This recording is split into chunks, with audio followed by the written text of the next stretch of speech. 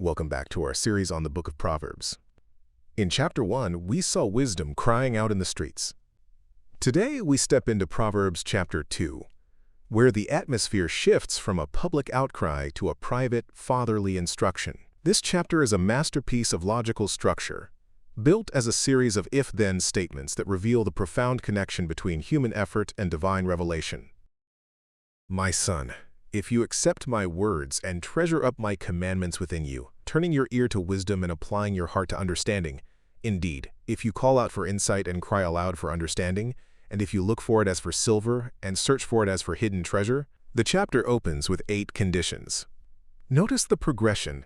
It begins with passive acceptance, accepting words, moves to active desire, calling out, and culminates in intense effort, searching like for silver.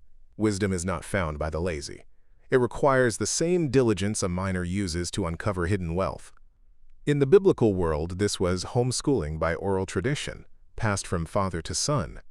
Today, we are overwhelmed with content that requires zero effort to consume. Proverbs chapter 2 challenges our modern fast food approach to knowledge, reminding us that deep truth requires a treasure hunter mindset. Then you will understand the fear of the Lord and find the knowledge of God. This is the then following the if. The search for wisdom leads directly back to the source, a vital relationship with the Creator. Finding wisdom is not just an intellectual achievement. It is religious enlightenment, where the fear of the Lord matures into a reasoned, cognitive conscience. Modern secularism often views knowledge as something that displaces God. Proverbs chapter 2 argues the opposite. The more you truly understand the world, the more you will revere the one who founded it. For the Lord gives wisdom. From his mouth come knowledge and understanding. He holds success in store for the upright. He is a shield to those whose walk is blameless, for he guards the course of the just and protects the way of his faithful ones. Here we see the synergism of education. We search, verses 1 to 4, but it is God who gives, verses 6. He isn't just a teacher, he is a bodyguard.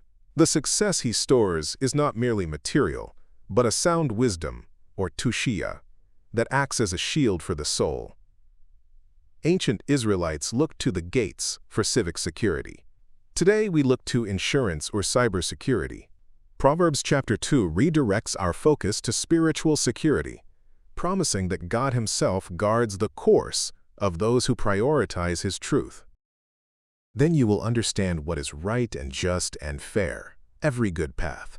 Wisdom isn't just for contemplation, it's for navigation. Once you have the knowledge of God, you gain a moral compass that allows you to discern the good path in every complex social situation. We live in an era of subjective ethics, where everyone defines their own truth. Proverbs chapter 2 asserts there is an objective, every good path that was established when God founded the world with wisdom.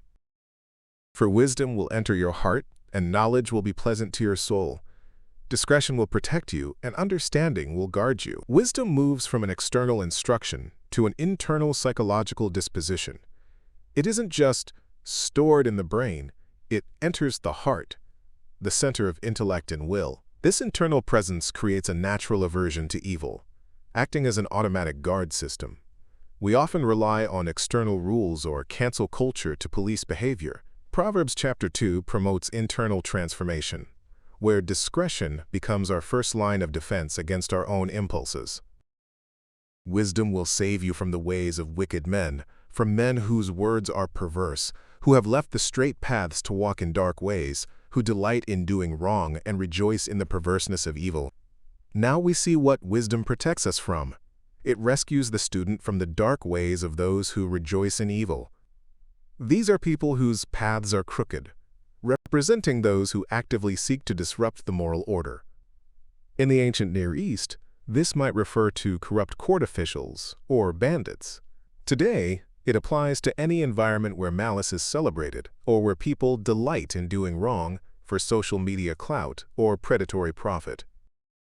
Wisdom will save you also from the adulterous woman, from the wayward woman with her seductive words, who has left the partner of her youth and ignored the covenant she made before God. Surely her house leads down to death and her paths to the spirits of the dead. The warning shifts to sexual and spiritual fidelity. The strange woman, Zara, is dangerous because she works through smooth talk, speech, rather than just beauty. She represents a violation of the marriage covenant, which Proverbs uses as a primary metaphor for a violation of the covenant with God.